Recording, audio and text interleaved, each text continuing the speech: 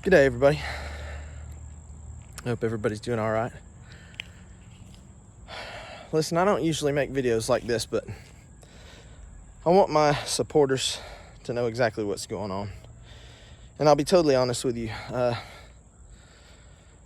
The stress is eating me alive right now. It's killing me actively. My blood pressure's through the roof. I can't sleep at night. I haven't slept in a good while, and all I can do is work. Because I'm having to relocate. I'm having to move. I gotta get out of my place. So let me just go ahead and spill everything, get it out there. So a lot of you guys know, if you've read anything about my bio, you would know about Two Jake's Knives. Right there's Two Jake's Knife Shop. And right there's Very Good Knife Company shop. I've been living here. This is my childhood home. I moved here in 1998 with my parents. I was 6 years old. 5.5 years old. And I've lived here. I lived here up until I was 16, and I took off. Things weren't great between me and my parents, and they never really were. And they sure as shit aren't now. But I moved back in here in 2012. Back then I had things pretty good. 2011 or 2012. It was 2012. I have 4 kids, 4 beautiful children, 3 daughters and a son. We homeschool them. This is our 3rd full year of homeschool. I'm sure you all can figure out exactly what started that. But anyway, here's the deal. I have been dealt the card in life of narcissistic parents. My mother was a covert passive-aggressive narcissist. Covert means they don't want to show it to anybody.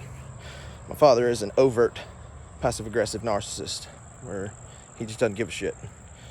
He'll openly use you.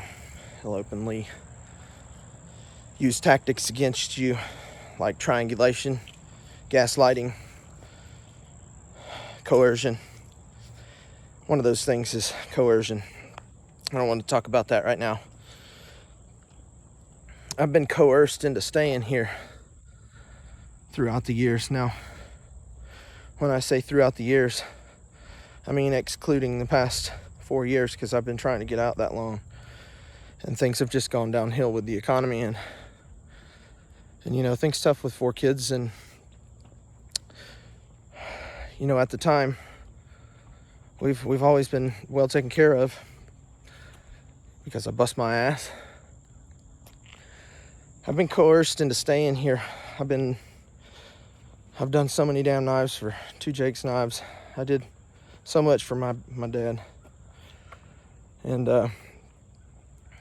every time I'd try to leave, every time I try to leave, it was, stay here, save your money. You don't want this place. This place is going to be yours anyway. Like a fool, I believed it for a good while. Then I had my first good wreck on a dirt bike,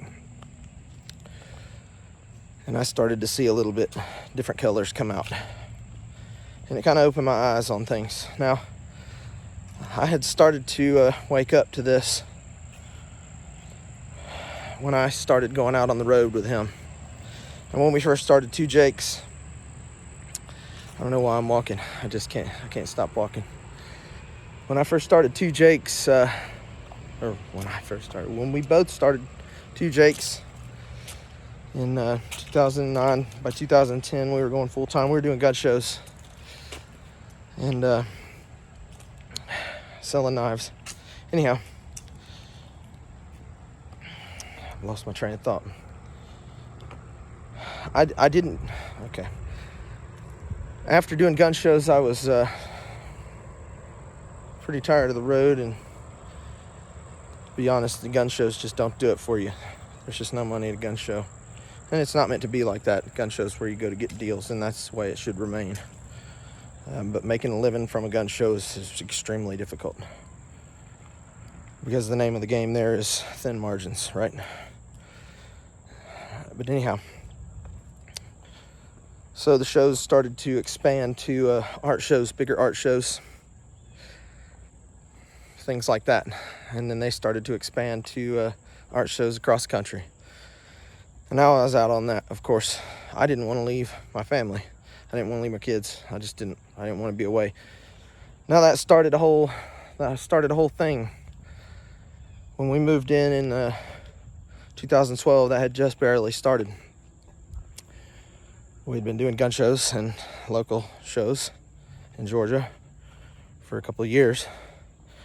And my parents had traveled out every now and then. My mom would go do shows with my dad. And my mom's dead now.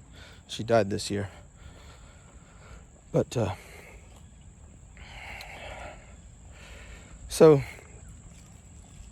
once they started doing shows, and we had come back home, because the rent agreement that we had at the place we were living, which was 100% our own, minus, we were renting. But at the last minute, they decided we didn't want to renew your lease, and you're not getting your deposit back. Okay? Got fucked there. Doesn't matter. Moving back home. Spend more time in the shop. That's what I did. We moved back home. We had 2 kids at that point. We had a 6-month-old and a 2-year-old. And I know I started early. I'm fucking well aware of that. And I'm going to tell you this: you will not find another man on planet Earth that has stepped up as much as I have, and I'm confident in saying that. Don't have any argument with it. Nobody does. But anyhow, everything was good. We just couldn't find a place quick enough, so we had to find somewhere to go, and that was back home. I'm going to tell you what, it was the dumbest thing I ever did. We lived here for a year before we started to really get things back on track, and we were ready to get a place again. And of course, flashback to that whole on the show thing, on the road thing. My mom insisted very heavily that we stay here and take care of this place while they're out on the road, because the shows now became a very frequent thing. Now when you're out on the road doing shows and there's still a whole bunch of knives being made, who do you think's making them? Now, let me do another thing. Let me just do another thing. Shit. I'm losing my train of thought here.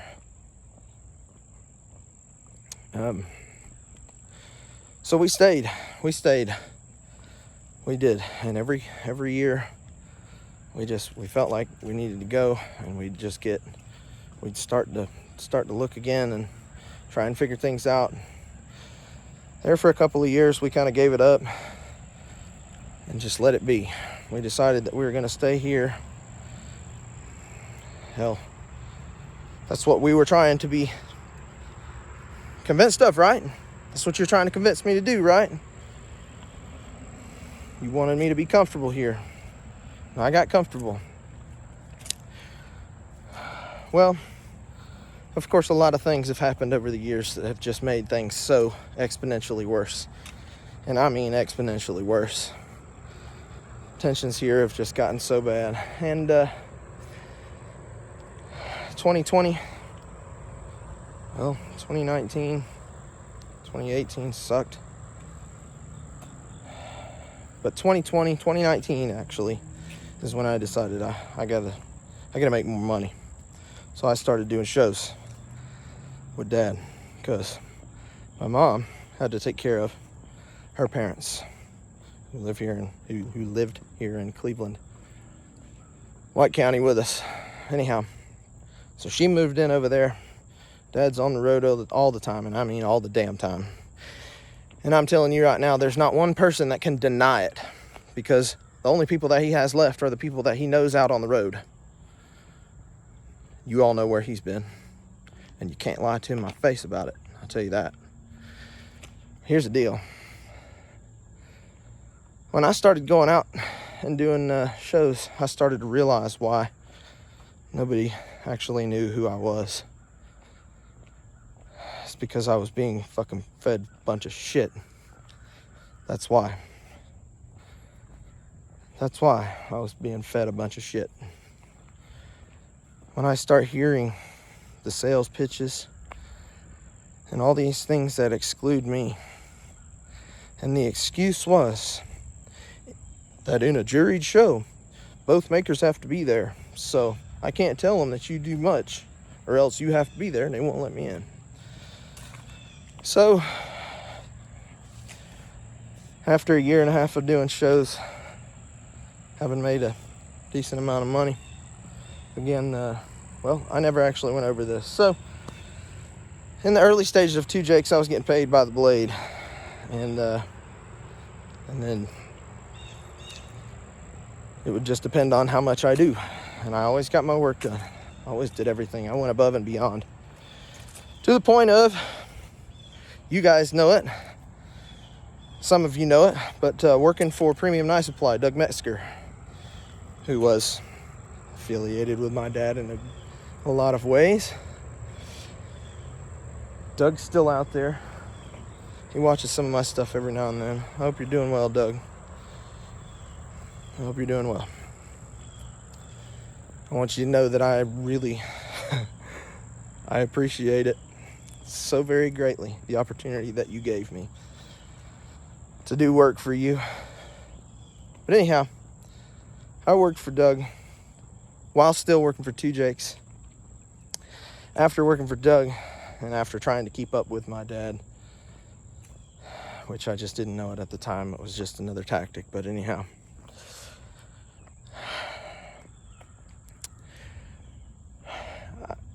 I decided I wanted to start something of my own, because I realized that I needed to solidify something with my name on it. So in late 2015, I started Bloodline Knives. That kind of didn't go great, mainly because I let my dad have too much control over it, and I didn't really want him taking them to the shows. I wanted to do what I'm doing now with Very Good, which is sell online through media and stuff like that. But when sales are down, you do what you got to do. He takes some knives, and I find out that he's selling them for double of what I'm trying to sell them for. Well, that wasn't what we talked about. That wasn't what I wanted. Still had the same philosophy then as I have now with Very Good. My morals have never changed. And so fast forward with Bloodline. In that, somewhere around in that time frame, he gets into a store chain called Kimosabi. It's a Western store. Look it up. Still there.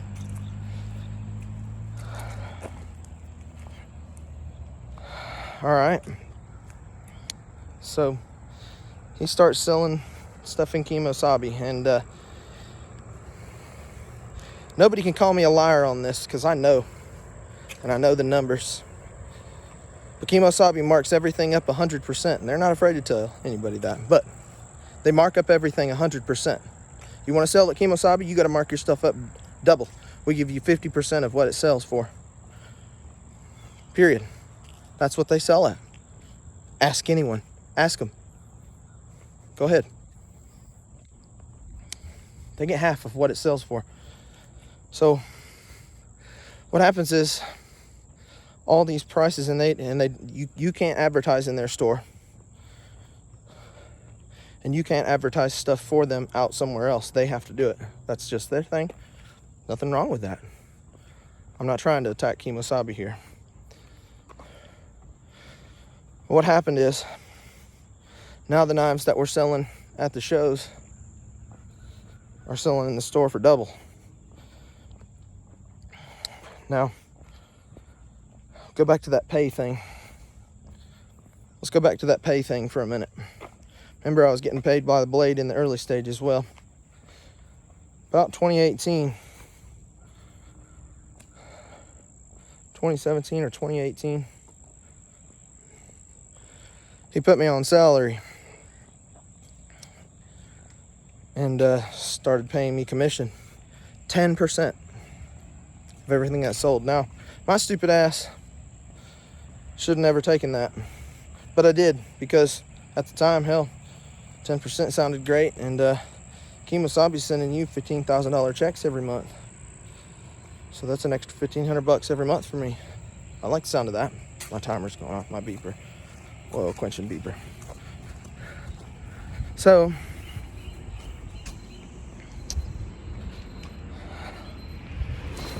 all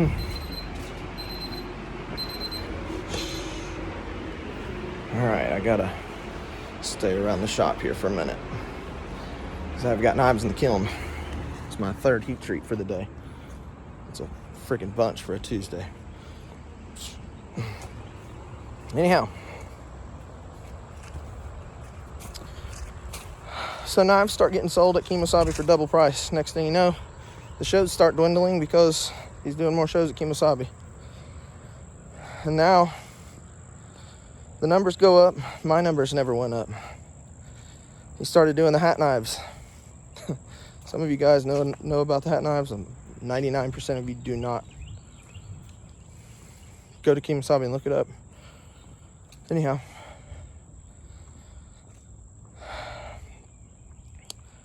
I wanted out. I wanted out the whole time. I couldn't sleep at night knowing that what these people were getting charged. And I went and did a couple of trunk shows with him in Kemosabe. I went to Vegas. I went to Vail. I went to Aspen. And at the time, those were the only 3 stores they have. Now they have them fucking everywhere. Round Top, Texas, Jackson Hole, Wyoming. I think the store in Vegas closed, and they opened up one in hell, somewhere else, doesn't matter. Anyway, so I've been getting paid 10%, and by 2021, December 2nd, 2021, I had my first good wreck. Right there on my moto track. You can see my moto track. Had my first good wreck. Ripped my finger off, this one, and then broke this one. Now when you work with your hands, now you've just disabled yourself. So, like a dumbass, I get it. I've been riding dirt bikes for a long time, and so I haven't had this issue, but also I haven't been going this big either. But anyhow, doesn't matter. Move on. Wasn't too bad of an injury. The thing was, when I ripped my finger off, it ripped off backwards. You see that big old scar? And I went to the wrong hospital. I should have went to a better hospital, and I went to the closest one. It just didn't look as bad as I don't know, whatever. I don't know why we went to Habersham, but we went to Habersham instead of Northeast Georgia Medical Center. Habersham is now owned by Northeast Georgia Medical Center. But anyhow, any of you guys local who are watching this, you know exactly what the hell I'm talking about. They damn near killed me. They sewed my finger up despite what I told them about it was backwards and dragged through the dirt about 50 feet. Open. Y'all need to clean it out. They didn't. They sewed it up. I ended up in the hospital in Northeast Georgia. A day and a half later, septic. I stayed in there for 2.5, almost 3 days. Threw a whole bunch of bags of vancomycin, red man syndrome, the whole fucking 9 yards. Damn near killed my ass over something really simple like that, right? And it drained me of energy. It literally, if any of you have ever been septic, you know what I'm talking about, of it just eating your body up. And that's what it's doing. This is the infection is eating you, and it ate me. And so I took a little time off. Month and a half I spent doing some serious therapy. And in the first few weeks was just therapy and trying to recover and rest. But what happened in that time frame and how my dad and mom and how everyone else, I'll just say them two, handled the situation was not how I expected it, given how loyal I've been to him, especially. And I mean fucking loyal. But anyhow,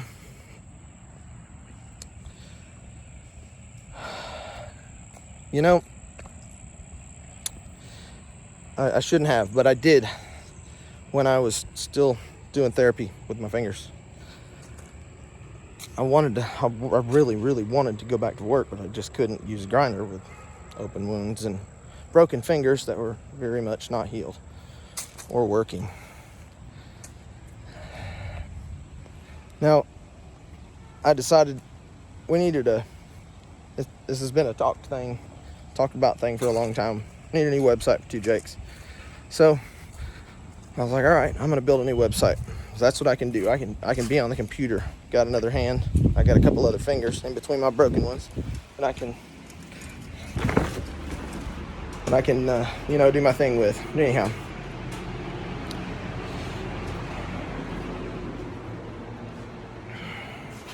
I built a whole brand new website. I spent 250 hours on a brand new website, and what are you doing, son? I'm just making a video. My boy. I don't like to show my kids on social media. I just don't. But his name's Remington, and he's right there, going around his scooter. Anyhow, I like my flag. So I made a whole brand new website, and that didn't make him happy. To be honest, it just didn't. He wasn't happy. I don't know what happened, honestly. Things had changed because I had done a major wrong in breaking myself. Now, I don't believe in being a pansy and not doing things because you're afraid of this and that. And, you know, I was pretty financially all right. We were doing pretty all right. Really all right. Really, really all right. So a risk wasn't too big of a deal. At least it shouldn't have been. And,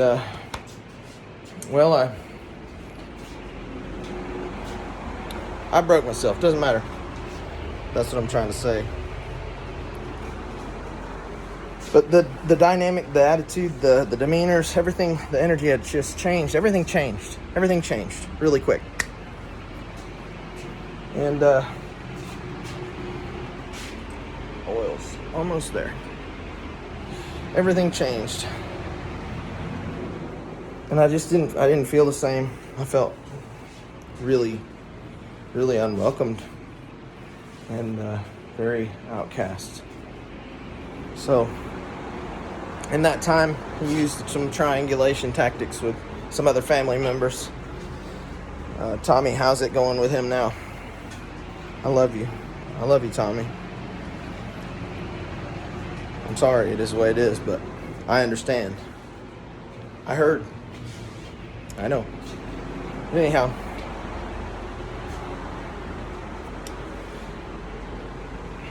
Tommy is his grandson, my nephew.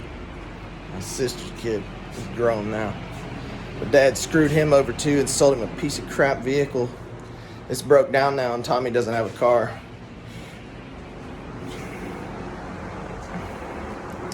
Sold him a vehicle that he very well should have gotten rid of. Doesn't matter. Just wanted to throw that one in there because I think it's really, really, really shitty. Somebody needs to hear about it. But anyhow, turn my fan off. So, by the time I was ready to go back to work, 2021 or 2022, it was March. I was ready. Beginning of March.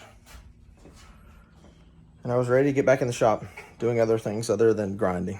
which had been my primary job for over 10 years. So, I'm sorry, I'm losing my train of thought and mumbling and rambling. Trying to watch my kiln here, and I'm going to have to just set you down while I do this, because I can't even cut this short anymore. Or maybe I can just finish it up, whatever. Get on with it, right?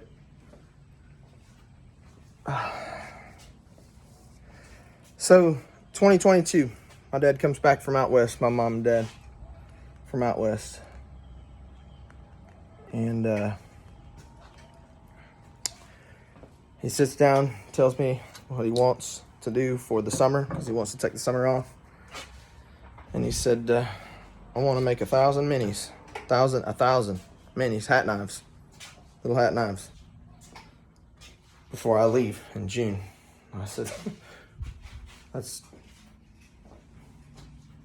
tall order. Well, let's skip on through this. And there was a couple of really key elements here that I'm just going to leave out, but things have not been well in this time frame. And but anyhow, during that conversation, I had been trying to find a house. I've been trying to buy a house. I had a realtor. Shout out to Nick. I love you. I love you and Heather. Thank you guys so much for everything you've done for us, for the friends that you remain to be. Thank you. I love you both.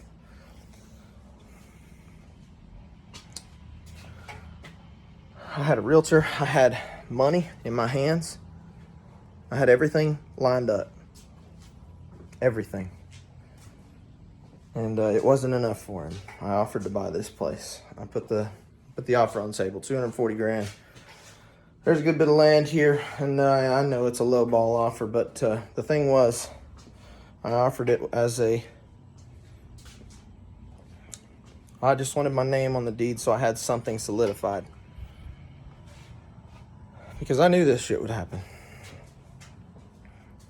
And he said, this place is worth $1 million, and laughed in my face. That's what he said. That's what you said, Dad.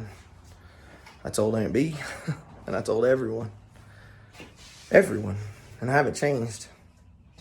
It's exactly what he said. Laughed in my face and said, this place is worth $1 million. Stay here and save your money. More of that same thing. Coercion. The very next day, he and my mom came and cleaned out the very last piece of locked up room in this house. And this has happened over time, and I don't recall what this is called, but it's part of love bombing, gift bombing, that tactic. Trying to get you to stay and wait, I was going to do this. Well, hold on, let me do this. Make you a little bit more comfortable. Well,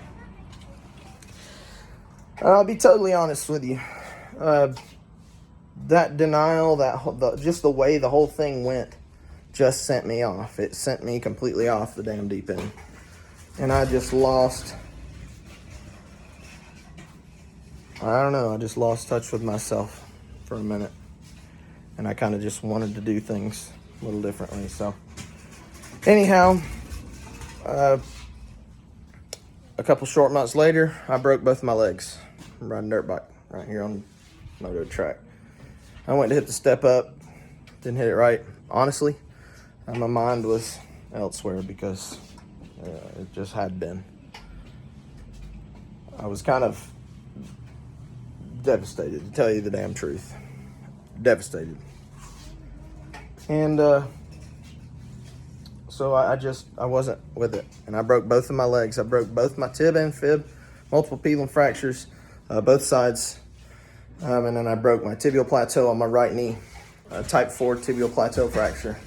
You guys don't know what that is? Look it up. But anyhow, that put me in a wheelchair for a few months, about almost 6 months. But I was in the hospital for 2 weeks in the trauma unit, and my mom and dad never called the first time, not once. They were out west, and they sure as shit weren't going to uproot any plans or any care at all. At that time, things were still not great. They were probably worse than they had been in the past, but we were still communicating, we were still talking, because I was still working and I was still doing things. And to go back on that 1,000 minis, did I complete it? I made 1,200 minis by June, and I did 65 other knives. And I documented all of it. I still have it on my phone. It takes up a whole bunch of space, and I have to delete stuff every time I do a video. Because I don't know why I still hold on to that, and I need to just delete it. Now that it's out in the air, maybe I will. Bingo. But anyhow, fast forward to now, because I am running out of time. Fast forward to now. Fast forward to now. I'm gonna set you down right here, because I got to get my blades out of the kennel or the oven.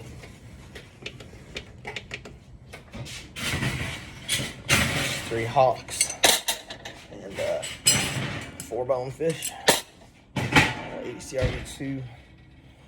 I'm gonna drop that oven top down. We're about to nitro V. All right. So I broke my legs and things got worse than I ever thought they would, ever. It kind of caught me off guard, and not only was I broken physically, but that broke me mentally as well. And it was a pretty traumatic event too, in terms of even if you're okay with that kind of thing and it doesn't bother you, whatever, you know, mentally, it's a hard event to go through. It really is. But, you know, talking about this stuff is really hard, and it's hard to want to continue, because after so much issues, you know, I feel I can't help but feel like somebody's just going to shit on me about this. Somebody's going to shit on me about this. I just know it. And I don't even care honestly anymore. I don't care anymore, because at this point, I'm at the end of my rope. And I have to do some things now. And just make shit happen. But anyhow, I can't be silent anymore. I want somebody to hear something, because somebody needs to hear something. And maybe I just want to talk about it. Maybe I just wanted to get off my chest. I feel like you guys need to know what's going on. I have to be forward with you guys, because you guys are paying my bills. You really are. You have helped build this company as much as I have worked my ass off to build it. Without somebody to sell to, then selling doesn't work. Doesn't work. So, and I very much appreciate it. But anyhow, back to what we were going through. I'm gonna set you down and do some heat treating, do some quenching. I'm not sure where I'm gonna set you. I bet my phone's probably gonna. No, it's not gonna die. Grab my block here.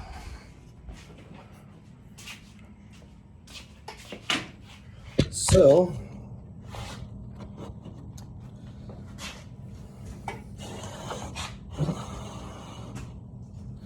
let's do some quenching. I've got some Nitro B in here, and on my mid-stage cycle, I run ADCRV2, and because it's the same temperature, the mid-stage cycle. I got some hawks. But anyhow, so after breaking my legs and being in recovery, I was in a wheelchair. Things went so badly downhill, and they just went downhill. That's the way it was. We had the worst knockdown drag out while I was still in a wheelchair, mind you, with my parents, with my dad. Worst one I've ever had. To the point where we became 100% no contact. We've gone no contact. And we kind of had in the months before, because of an event that happened with my mom. And she used a pretty bad tactic against the kids. It was really not good. It was not good, and a lot of people know about it. I don't want to go through that again, but that cut my parents off from having the kids because they tried to use them in a different way against. Things weren't going their way. Things weren't going their way, and they pulled out some plugs. Anyhow, we had kind of been not talking, and we went full no contact at that point, and I mean 100% no contact. When I say no contact, and when I say we kind of were before, I was in the shop doing all those minis and didn't talk to my dad. I didn't talk to anyone. I have witnesses for all this too, because at that time there were people working in Jake's shop as well. I didn't speak for 2.5 months, not one word in the shop. Every single day I was up there doing minis. Keep in mind, in that time I said I did 1,200 minis. I put together 1,200 minis, stamped, fucking heat treated, assembled handles. I did everything but actually grind them, and I actually did grind a solid 500 or 600 of them, but that was towards the end. I did cut every single one of them out and do all that stuff. I'm losing my train of thought and too into this conversation, but I'm forgetting what I'm doing here, guys. I'm sorry. This is huge. This is major. I can't believe I'm talking about this with you guys. I really can't, but I can't. I just can't shut up anymore. Once shit went bad, and we had that big falling out, there's a lineman. It's pretty cool. Nice heat treat. See that nice light gray line at the edge? Oh, they just come by flying 100 miles an hour. Alright, anyway. So things went bad. We no talk. Yada, yada, yada. Right? And one of the things that they like to do, or they used to like to do, is just spend a whole bunch of time away, never talk about anything. Come back in a couple months, maybe things have settled down, we'll play Big Happy Family. So we had some friends roll into town, unexpected, unannounced, completely unannounced. Guys, I can't even go into all the details and the issues that we had while living here, let alone the issues that I'm telling you about. There's so many things, and I couldn't even tell it all, to be honest. There's too much. And we had some friends come into town, unexpected, and all right, we're on to our stage for Nitro V. Turn the fan on. And I don't have much time to wrap this up now because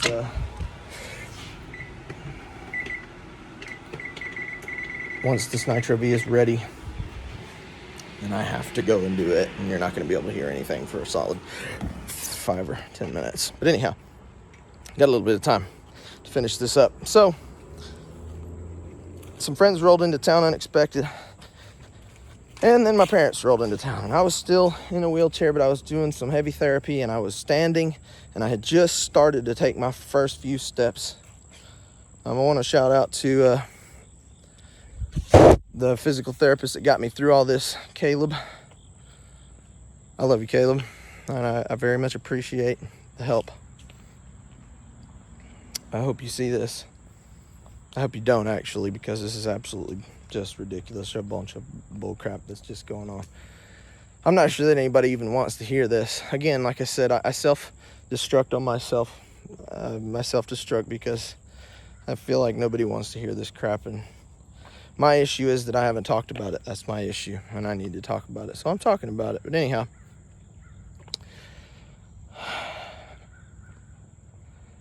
we had those friends come into town. My parents showed up, and when they tried to play Big Happy Family, it didn't go over well at all, not even a little, because I wasn't ready to play Big Happy Family. I had had too much of that in the past, and so we were pretty not nice during that time, because of good reason. The last time that we had actually spoke before that was the knockdown drag out, and I recorded the whole thing. I'm not going to show it, but I recorded it. because my dad and mom had to have a habit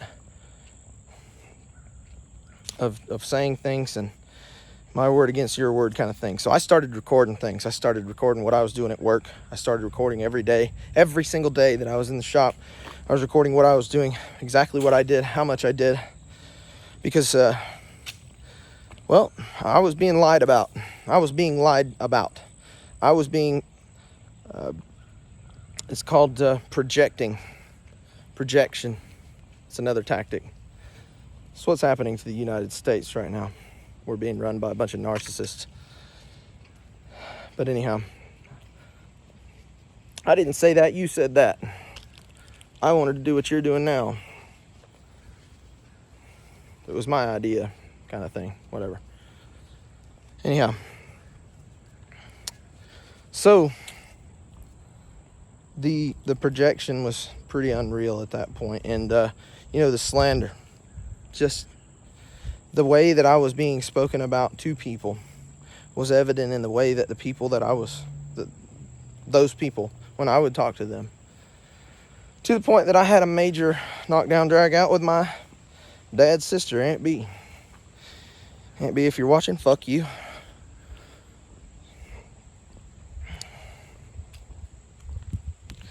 This is not a good look for me. This is not a good look for my channel. I know it's not, but anyhow, I just you need to hear it. That's what you need to hear it. I'd just not be silent about it anymore. You just need to hear it. I had a major knockdown drag out argument and showed her the video of the argument that we had, and she was absolutely appalled. I asked for help. I begged for help because I was in, not a good place. That was from a wheelchair. I was in a wheelchair at that point. That was after the major argument. It was after Christian and Kelly coming to town. But anyhow,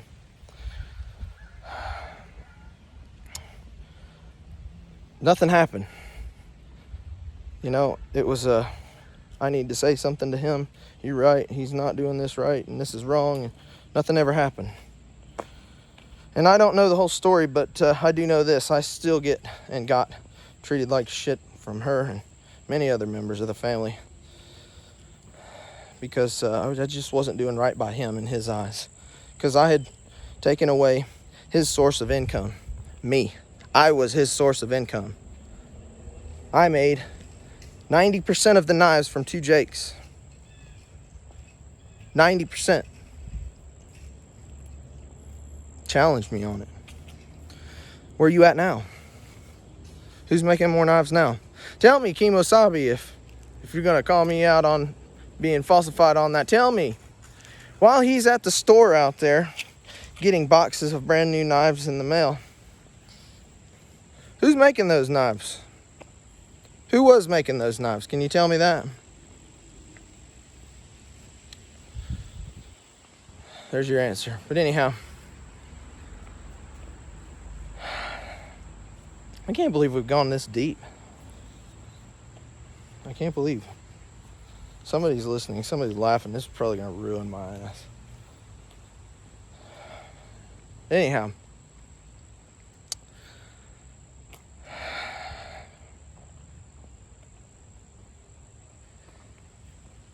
My in 2023, things have... I wasn't doing 2 Jake stuff. I was still doing therapy in January of 2023.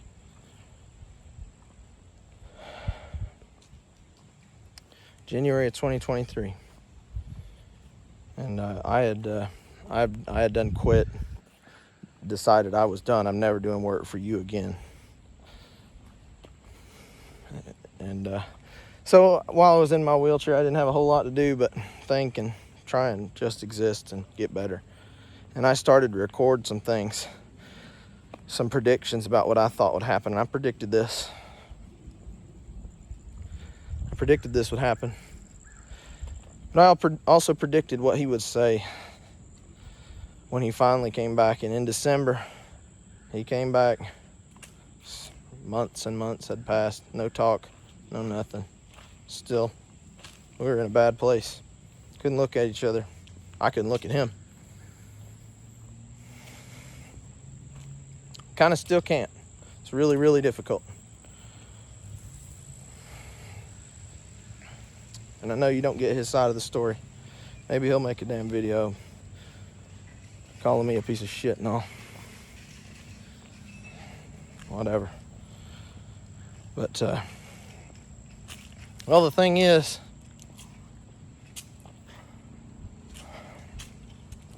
he came back and I recorded the conversation again because I needed to. I needed people to understand and hear. I needed to have proof of this because, again, nobody's believing me when I'm asking for help on things, and nobody's believing me here. Look, this is the way it is. What do you want me to do about it? So he came in and sat down, and I was still in a wheelchair. December, I was doing therapy. Very much wheelchair bound still. I was sitting in my chair in the house with my compression socks on. And he said, well, I want to know what your plans are for next year. I said, plans for what? And he said, for work. You going to work for me or not? And I just laughed. I said, I'll never work for you again. Ever. The way you've used me over the years, the way you've fucking stolen all my damn credit and fed me crumbs. Let me just say this. In 2022, the commission was so good on what I had already done in the past. The sales were good enough. I made $104,000 in 2022. I'll just go ahead and say it out in the open. I made $104,000. My salary was $500 a week. I still have all my checks. I still have all the proof of this. My salary was $26,000 for the year. $26,500. It's $500 a week every Friday, 52 weeks. And I can't remember if that year had an extra Friday or whatever. 26,000 minus that from 104,000. That number that you have left is 10%. 10%. So you guys do the math on that. That's what I got out of all that. Now, when I said something about that, I said, you know, that's pretty bad, you know. And his thing was, oh, what, you think I owe you more money? I'll tell you, all I ever wanted from you was to feel appreciated for the work that I had done, to feel respected and not feel like it wasn't enough. And that's all you continued to show me, that wasn't enough. Because all you cared about was the money, and all you cared about was having somebody doing your fucking work for you. Fast forward to 2023, February or late January, my mom had an incident out west. She was diagnosed with a glioblastoma.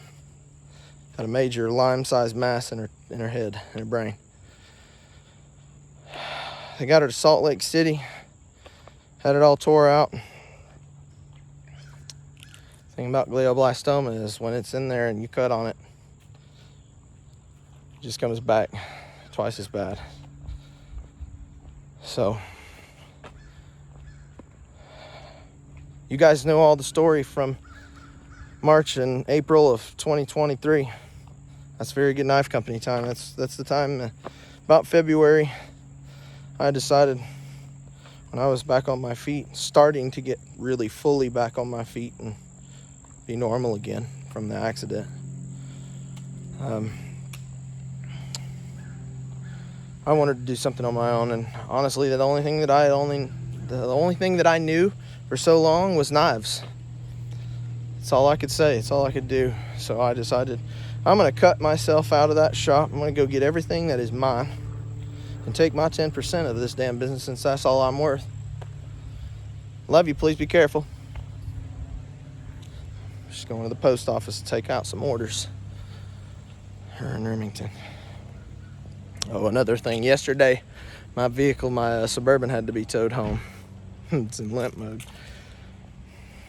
Just not having a good string of luck right now, I guess. I don't know, things I've just been trying to get things to hang on for a little bit longer and a little bit longer, because I'm almost there. It just ain't happened. I've worked my butt off trying to get there, and we're doing so good. We're doing so much better now than we ever were. Everything's going great, and well, my mom made it a year. She died this year. We weren't talking, and we never fixed things. And yes, I lose sleep about it.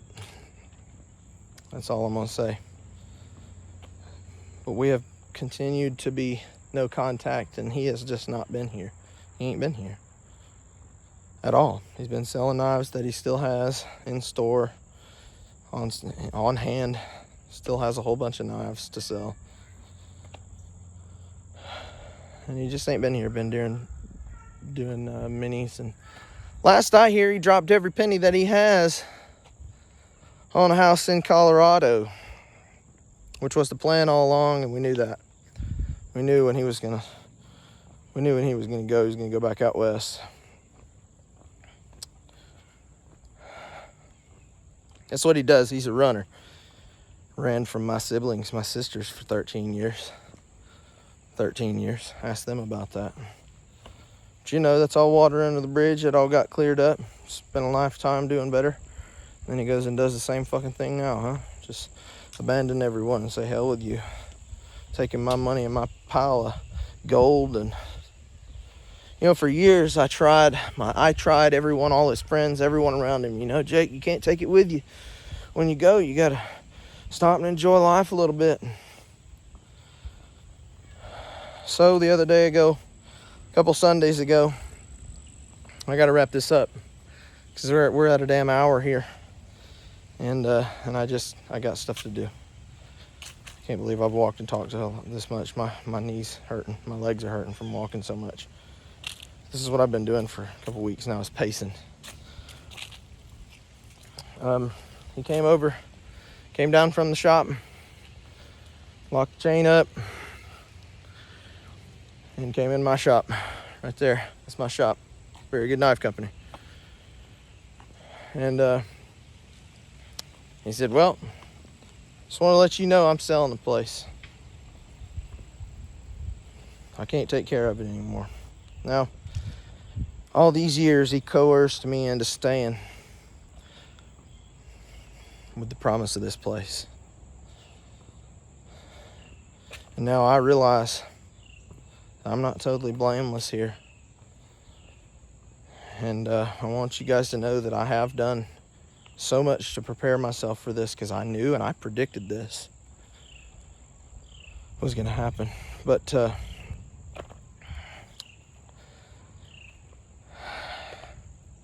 the manner in which this has all been gone about is very wrong. It's very, very morally wrong. It's very wrong.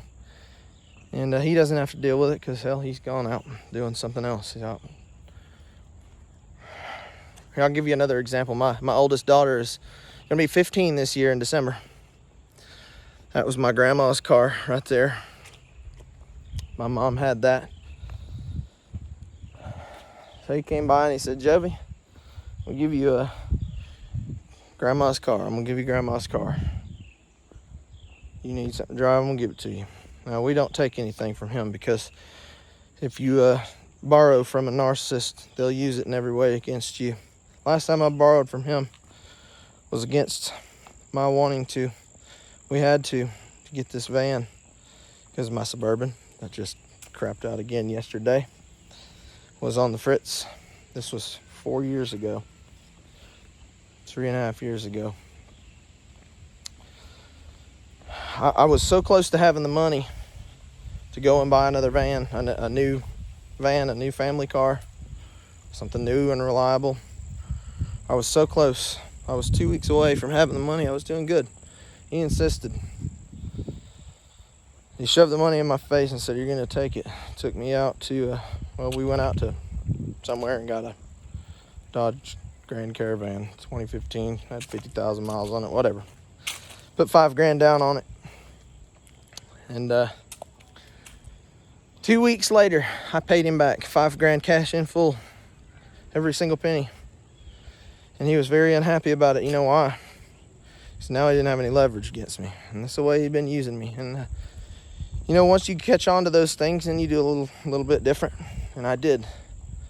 I paid him back in full and said, I don't know you a fucking thing now. Nothing. Don't hold it over my head. Now, all the years that I've lived here, I've tried to pay rent. And then I tried to buy this place.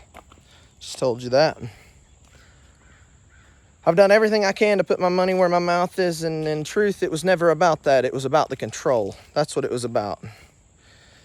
It was about the control. As long as he has control over me, he's making more money. He's got control. That's what he wants, is control. I ain't give it to him.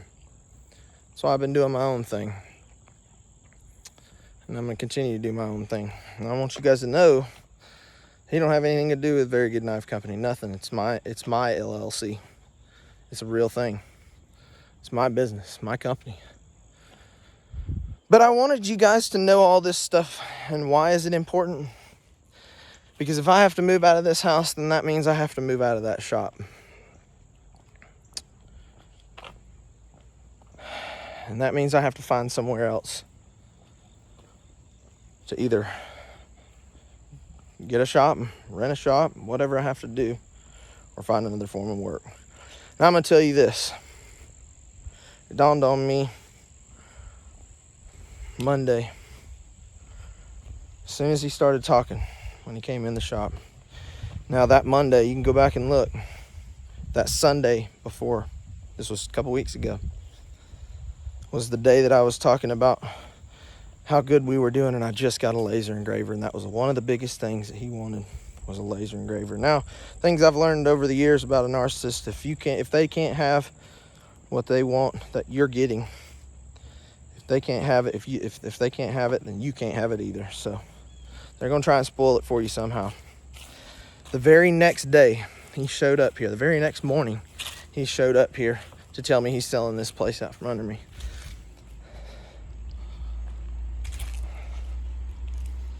Tell me what you think. Is that a coincidence? I don't think so. But after all this, this video is going to take a lifetime to post. I don't know that I feel any better. Maybe I do. I feel a little better having said some of these things, and I'm going to be nervous until I post it. I'm going to be nervous posting. I'm going to be nervous. I don't know why. Guys, this is heavy shit, and it's not stuff that you'd normally talk about, but I don't have anyone else to talk about with. I just don't. Everyone that's still around me, what few friends I have here, hell, they've already heard it. They know. They've been here. They've seen it. I have them to vouch for me on all of this. My message in all of this is for you, Dad. I'm going to stop walking. I want to hold this phone still. I want you to look into my eyes, and I want you to understand. You can do everything you want to do to cut me down. Try and cut this business down, because you know the whole reason I did this was to burn people like you to the fucking ground. That was the point of Very Good. To be better. Be a better person. And make better knives for a better price, and make people happy. That's why I started. Understand that. My morals will never change. That's why I never fit in this family, because I'm not like you guys. I'm not willing. I'm not able to sleep at night after screwing people out of freaking 15 grand for a fucking knife with the most rare of rare, but it's all bullshit anyway. Understand this. You can do whatever you want. You can kick me out. You can do whatever the hell you want with this place. Do whatever you want. But you can't outwork me. You can't outmake me. You can't outsell me. And you're not going to outsmart me. There's nothing you can do anymore. Make your move. Sell this place. Do whatever you're going to do. But you're not going to cut me down. I'm coming. And I'll be at the top very soon. Very Good Knife Company will succeed. If it's the last damn thing I ever do, I will not quit on it. You will not make me quit. That's what you want. You will not make me quit. You're not going to win this game. So make your moves. Smile now. Yeah, you got us in a bind right now. You got us in a mental bind, an emotional bind. You got us right now. But you'll not outwork me. You'll not outmake me. You don't make better knives than me. You're not going to win. I got you. I'm going to get you. That's my message. That was the whole point of this entire video. Was to expose some of the things that you know what? I can't sleep at night anymore until I feel like I have said my piece, and there's just too much. There's too much. But you're not going to win. You're not going to win, old man. I'm going to beat you. I'm going to get you. Watch. Watch me win. Watch me climb to the top. Watch me take Very Good Knife Company out of this little tiny piece of shit, broken down, rotted shop. Watch me. Watch me take it and turn it into something great. Sit there and watch. Because I'm gonna. I vow to you, the watcher, the consumer, the supporter of Very Good Knife Company, I vow to you to never quit. I vow to myself. I vowed to myself already, and to my kids and my wife, that I'm never gonna quit. I'm not gonna quit. I have absolutely been through hell the past few years. And I'm pretty damn proud of myself for where I stand. And you're not going to knock me off of this one. You're not going to knock me off of this one.